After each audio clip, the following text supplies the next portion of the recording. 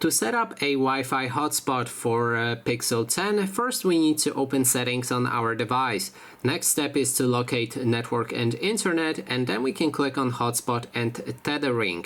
Now we can activate or deactivate our hotspot, but to customize it we'll need to click on the Wi-Fi hotspot itself.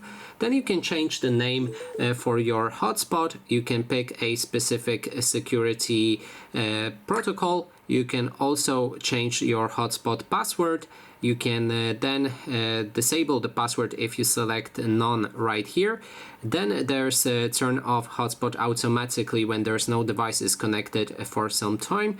Then there's speed and compatibility, that you can switch between 2.4G and 5G networks, and also 6G. 2.4 and 5 offers you wider range of support for other devices and also kind of fast speed, but 6G, which will give you fastest speed, but it won't be compatible with most of the devices. Then there's the instant hotspot that you can activate with cross-device services. And that is basically everything. Thanks so much for watching.